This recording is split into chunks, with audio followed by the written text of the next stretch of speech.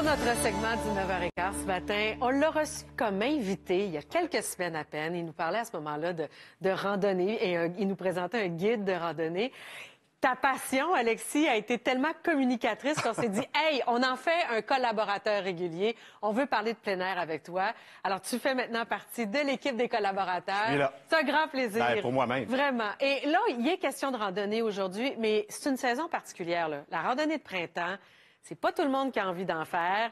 Et ça prend un bon équipement, de l'organisation, un peu de cœur au ventre, puis de l'éthique aussi en sentier. On parle de ça ce matin. Oui, exactement. Il faut être un peu plus guerrier, Eve-Marie, quand on prend les sentiers dans cette saison de la boue. Hein? Ouais. Et il y a plusieurs randonneurs, d'ailleurs, qui arrêtent complètement de faire de la randonnée. Mais moi, je dis non, non, non, non. Il s'agit d'être bien équipé, puis, comme tu l'as dit, de respecter l'éthique de sentier et l'environnement aussi, évidemment. C'est très important. Tu t'es rendu au parc de la rivière Batiscan, c'est en Mauricie? Oui, exactement, au parc de la Rivière-Batiscan. On voit d'ailleurs sur les images, j'arrive justement au parc dans le secteur Murphy, c'est à Saint-Stanislas de Champlain. J'arrive au stationnement, comme d'habitude, je me suis préparé d'avance. Ouais. Et là, je vais prendre le temps de bien m'équiper pour la randonnée. Donc, il faisait froid, entre autres, le matin du tournage. Et j'ai enfilé tout de suite mon bonnet, que je traîne d'ailleurs toute l'année, hein, même pour parfois les grands sommets qui sont un peu plus dénudés, où il y a plus de vent.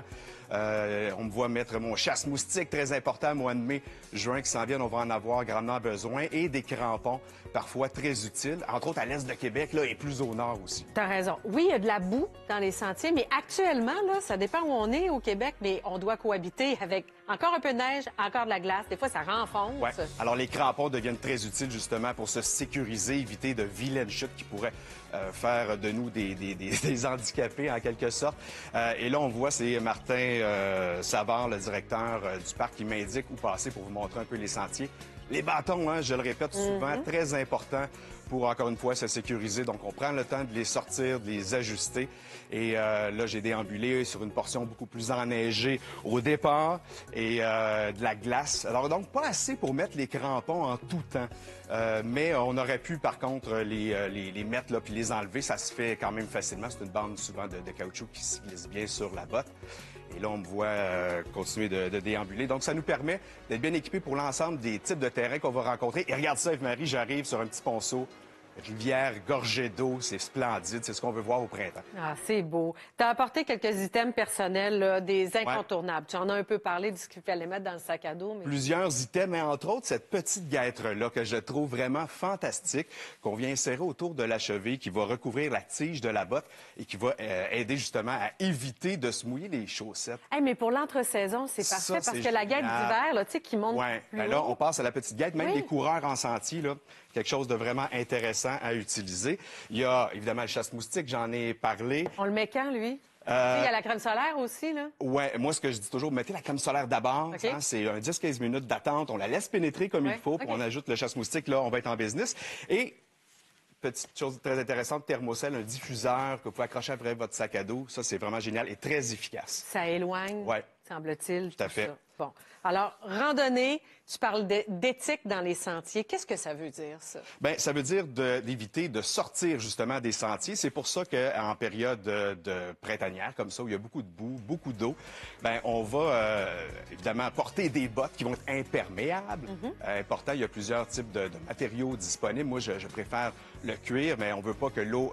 regarde, tu vois ici, là, sur l'image, là, la guêtre, super importante dans des portions comme celle-là où la neige peut éventuellement entrer dans nos bottes.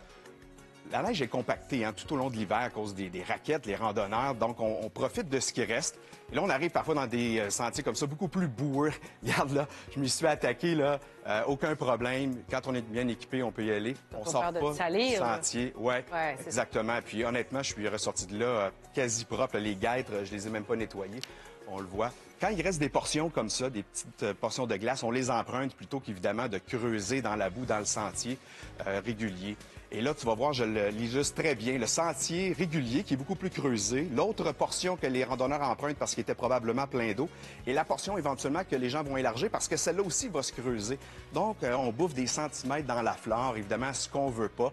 Les randonneurs le font à défaut, mais on évite le plus possible de le faire, évidemment, pour garder nos sentiers en santé, absolument. Et Quand il y a regarde, de l'eau comme ça, il y en ben là, on n'a pas avait le épais, choix, là. là. Ah oui, oui. Et là, on le voit, là, je l'illustre avec la pôle.